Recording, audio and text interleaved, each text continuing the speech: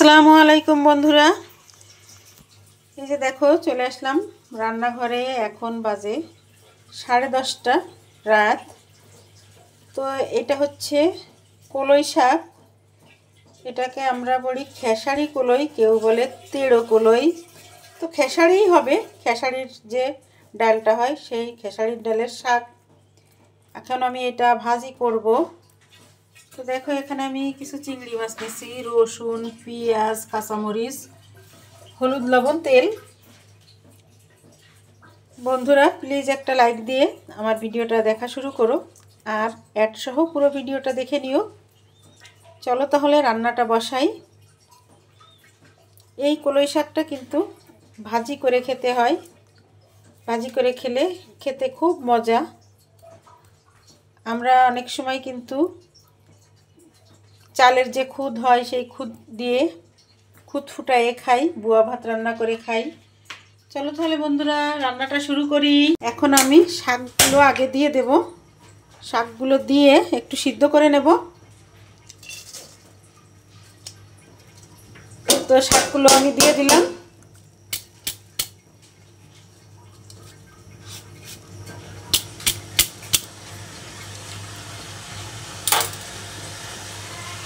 আর এখানে আমি কাঁচামরিচটা দিয়ে দেব, আর হচ্ছে হলুদ লবণ দেব।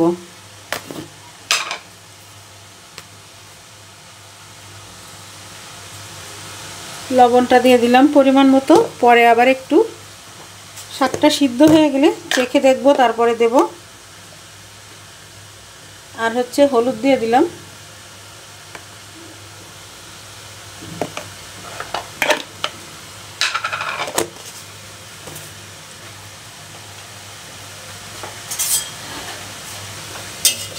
হলুদ লবণের সাথে একটু নেড়ে চেড়ে মিশিয়ে দেব।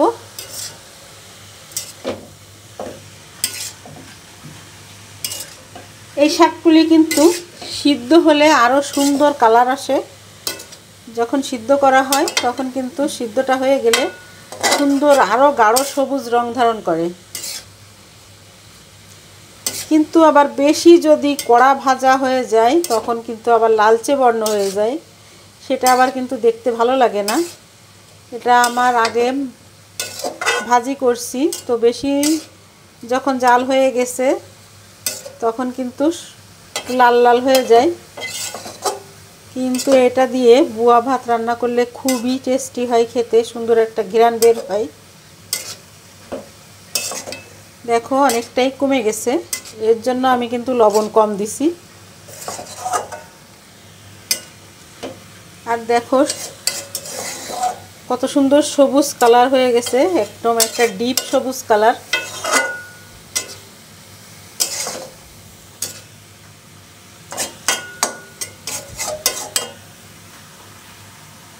এখন সিদ্ধ হোক, কিছুক্ষণের জন্য একটু ঢেকে দেব যাতে সিদ্ধ হয়ে যায়।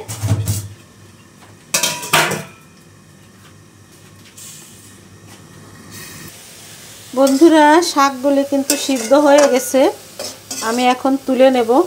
পরে তুলে নিয়ে কড়াইটা ধুয়ে তারপরে বাগার দেব।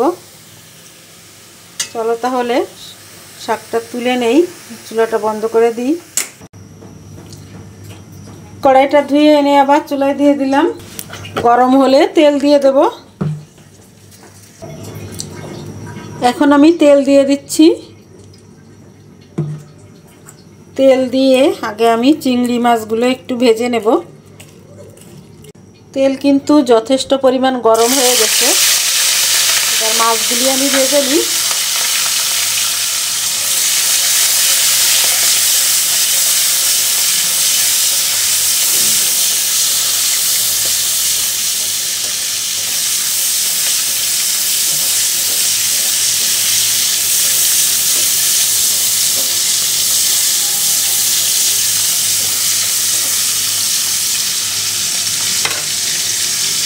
এখন আমি দিয়ে দেব রসুন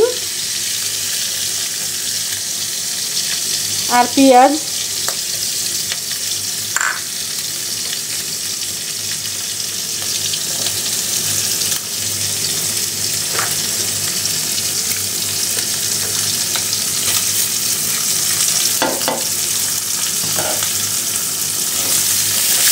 রসুন পেঁয়াজটাকে একটু লালচে বাদামি করে ভেজে নেব।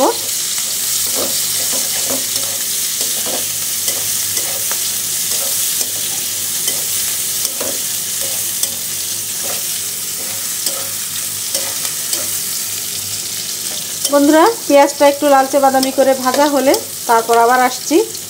ততক্ষণ দেখো বাদামি বাদামি করে ভাজা হয়ে গেল পেঁয়াজ আর রসুন।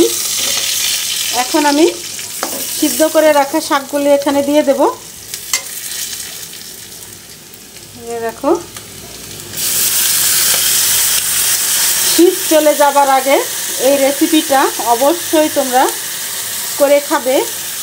শীত গেলে কিন্তু আর এর দেখা মিলবে না, আবার আগামী বছর।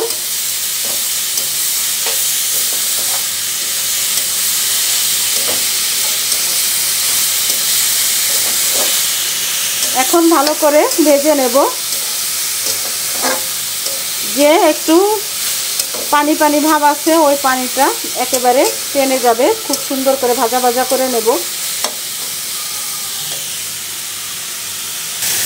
বন্ধুরা, এই শাকটা কিন্তু কুরানো নারকেল দিয়েও ভাজি করে খাওয়া যায়, সেটাও কিন্তু অপূর্ব লাগে খেতে, দুর্দান্ত স্বাদ হয়।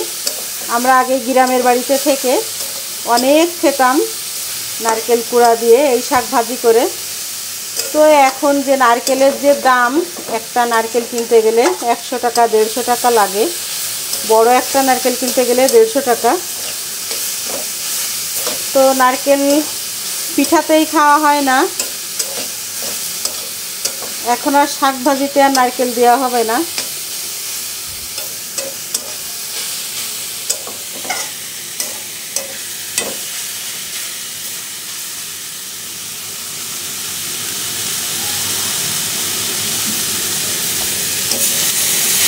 লবণ ঠিকঠাক আছে, যেটুকু লবণ দিছিলাম ওটাই একেবারে পারফেক্ট।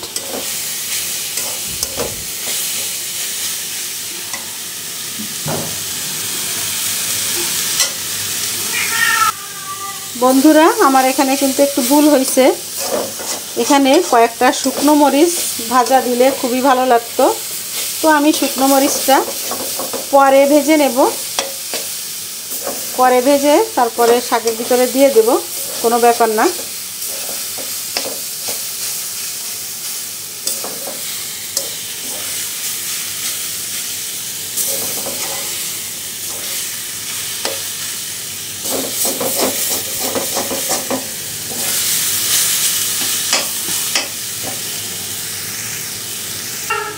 বন্ধুরা, আমার শাক ভাজিটা কিন্তু কমপ্লিট, এখন আমি তুলে নেব।